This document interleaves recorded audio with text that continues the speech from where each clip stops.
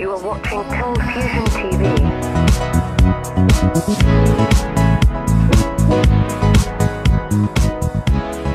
Hi, welcome to another Cold Fusion video. By now, you've probably all heard of Bitcoin, cryptocurrencies, and the blockchain. It's received a lot of press lately. Bitcoin. Bitcoin, it's all the rage, but what the hell is it? In this video, we'll go over how these new systems compare to regular currencies and also briefly look at how they work. I want to start off this video with something that happened recently. It's the clip of the Federal Reserve Chairwoman, Janet Yellen, getting grilled by Congress for the Federal Reserve being shady as usual. This kind of thing is normal, but in this situation, something unusual happens. Watch closely. Well, we don't have a lack of transparency. You do. If you can't audit it, that's a lack of transparency. So I regard the Federal Reserve as one of the most transparent central banks in the world. That's a statement. What? This is a great picture of the condition of the old monetary world versus the excitement of what could be the new monetary world. The blockchain and cryptocurrencies came in the wake of the frustration felt by the world after bad monetary policies from central banks like the Federal Reserve. Commercial banks and hedge funds also had a large part to play. There just had to be another way, a way where people had control over their own money again. Alright, so to begin, what are cryptocurrencies? Broadly speaking, it is a form of currency that is built on a global digital distributed ledger called a blockchain. I'll get Louisa, whom I met at the St. Gallen Symposium in Switzerland, to explain, and then we'll break down the terms that she says a bit later. Well, my name is Louisa, and I work as research assistant at the Tax and Fiscal Law Department at the University of Graz in Austria. The topic of my PhD is the taxation issues rising from the use of cryptocurrency. Bitcoin is a cryptocurrency. As I say, it's the most famous cryptocurrency. It's not the only one, but it's becoming more and more popular. It was invented in 2008 with the release of the white paper by Satoshi Nakamoto, which is the inventor, but it's still unknown, so we don't really know who is this. The characteristic of this cryptocurrency, so basically, if I have to do an analogy, maybe for people it's easier to understand it as a currency, so something that you use for paying services or goods, but it's very different because the first thing that comes into my mind when defining Bitcoin is that it's decentralized. So it works with cryptography and in a network composed by different computers as nodes, and it's decentralized, meaning that there is no central bank or government behind or the currency or in charge of the monetary policy of this currency. All the transactions happen and are verified through the network. Every transaction is registered in a ledger, a public ledger, which you can find online. It's very easy to go through it, which is called a blockchain. So all the transactions are recorded there and you can see it. Before we break things down, it's important to note that cryptocurrencies like Bitcoin and Ethereum and others are distinctly different from the digital fiat currency in your bank account. We'll take a look at the differences using Bitcoin as an example. Bitcoin, unlike regular currency, has a capped supply of 21 million coins. In this way, it's similar to gold, another finite resource that can be used as money. As time goes on, the Bitcoin can be divided up into smaller and smaller units as the economy grows. With traditional digital fiat currency, there is no telling how much money is circulating, and no one knows if the central banks will decide to start printing more money. This can be a real problem depending on how you view economics. This is what I mean. There are two main schools of economics, the Austrian school and the Keynesian school. The Austrian school thinks that money printing is a silent robbery by inflation, as it makes us poorer because the more money there is, the less it's worth. The Keynesian school actually thinks inflation is a good thing. In our world, most of the central banks are run by Keynesians, and today, instead of focusing on GDP growth and wealth creation, they focus on inflation. They actually want a steady state inflation of 2% per year. In contrast, Bitcoin and other cryptocurrencies are deflationary because there's a fixed amount, making it worth more over time instead of less. So why are these new digital currencies called cryptocurrencies? Simply put, it's because they use a form of mathematics called cryptography.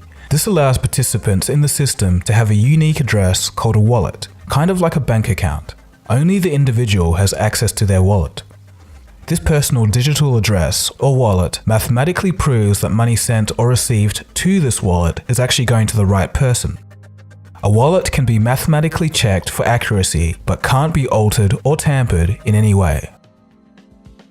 So what is a blockchain? In basic terms, a blockchain is a decentralized peer-to-peer system.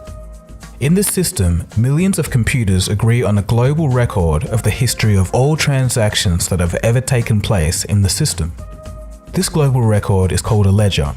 When you transfer some money or a service on the blockchain, everyone in the system knows about it. If it's easier, you can think of it like another peer-to-peer service like LimeWire or Torrents, where instead of transferring files, you're transferring a transaction entry into a very long notepad of all transactions, and the notepad can be seen by everyone. Because there are millions of computers keeping track of all the transactions, this makes it impossible to cheat and create multiple fraudulent bitcoins. The computers that are looking after the ledgers and keep the system running are called miners. They use their computers to solve complex problems of how the transaction should be put together. Each time a problem is solved, it's called a block, and each block holds 10 minutes worth of transactions and is put in a chain when it's completed, hence the name blockchain. The miners get rewarded in cryptocurrency for their efforts. This is how new Bitcoin is created. This is all modeled on how gold is mined out of the ground. Since the activity of mining actually costs electricity to do, Bitcoin is seen as an actual electronic unit of work by some analysts. We'll look at the blockchain in a future video, but this underlying technology will be one of the most influential inventions of this century. Some analysts such as Dan Tapscott are putting its significance above that of AI, hailing it as a second internet but much smarter. The technology likely to have the greatest impact on the next few decades has arrived.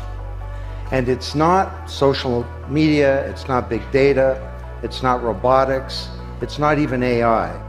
And you'll be surprised to learn that it's the underlying technology of digital currencies like Bitcoin. It's called the blockchain. Blockchain. To give you an idea, the Ethereum blockchain is theoretically capable of running entire companies and services like Airbnb automatically without human input, while also automatically optimizing company performance. The blockchain also behaves as an automatic auditor and accuracy check throughout the whole system. It's just part of how the blockchain is designed. In this way, trust is actually built into the system. It all sounds crazy, but as far as I've looked into it, I think it will have an incredible impact on our world. I'll be getting Dr. Adrian McCullough, one of the world's leading experts in blockchain technology law, to talk with us in a future episode. Okay, so with that out of the way, what are some advantages of cryptocurrencies? Because cryptos are decentralized currency, no central entity regulates or controls it. There is no middleman, be it a bank, government, or any other company. With normal currencies, when you have a middleman, they usually aggregate power and aid in wealth inequality. This happens all the time today. For example, a lot of the wealth created goes to those closest to the financial industry, banks and those in the derivative markets, etc. Another advantage to being decentralized is that it's harder to hack. Banks and other centralized powers are an easy target for hackers and have been hacked in the past. The blockchain, on the other hand, is impossible to hack because to hack just one block, you must hack all the previous blocks in that system's history, plus all the millions of computers at the same time around the world. Impossible with today's technology. But you may be thinking, I've heard of Bitcoin being hacked on the news. The hacking was actually at the exchanges, websites where you can buy or sell cryptocurrencies. This was the interface between the blockchain and the normal internet. The actual blockchain has never been hacked. Another advantage is that there's a low barrier to entry. Anyone can join. You don't need a bank account or permission from a government or any other entity, or even have to pay a fee. All you need is an internet connection and the software. This is great for a few reasons. It means that individuals in financially oppressed countries such as China and crisis countries such as Venezuela can get their money out without being tracked.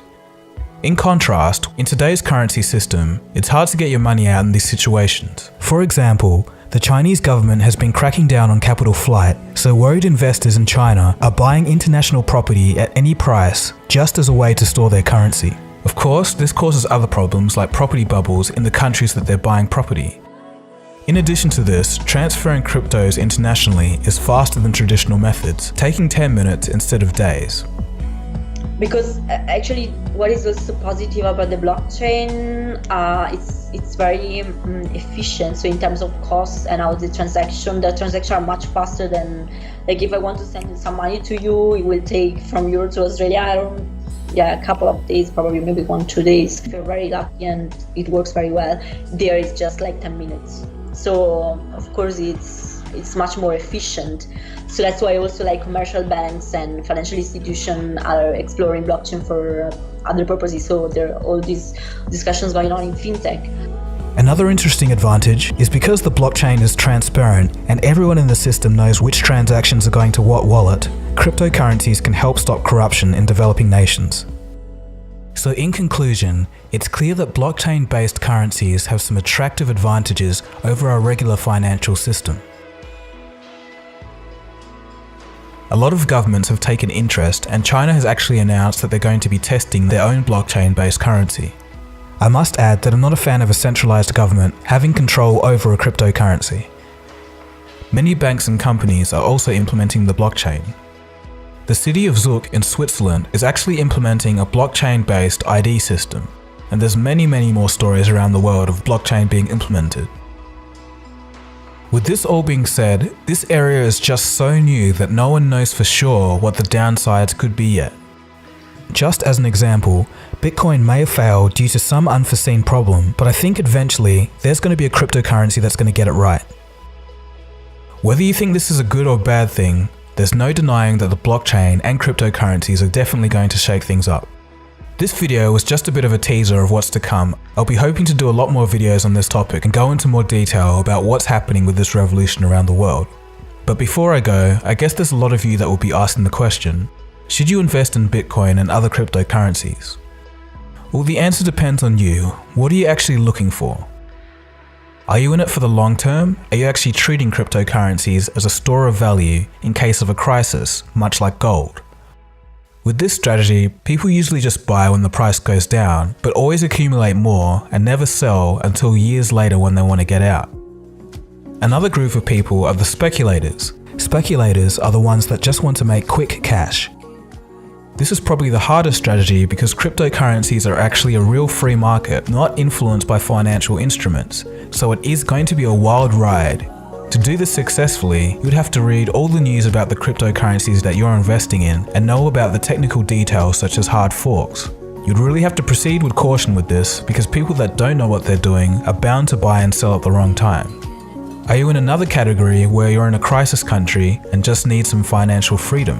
Obviously, I'm not a financial advisor, so I can't tell you what category you belong to or how to invest, but I can leave some resources for you to get started in the description. But anyway, there'll be much more on the cautionary side of crypto investing when I speak to Dr. Adrian. We both agree that there is an element of hype here, and it's going to be like another .com era, where there'll be a frenzy of investing, a market crash, and only the real cryptocurrencies will survive, much like the Googles and Amazons of the .com era. So I guess that's it. Thanks for watching this video, hope you got something out of it, hope you found it interesting. This is a really hot space at the moment, and I think we're really witnessing the beginning of something. This has been Dugogo, you've been watching Cold Fusion. If you're new to this channel, feel free to subscribe. Cheers guys, have a good one, and I'll catch you again soon for the next video.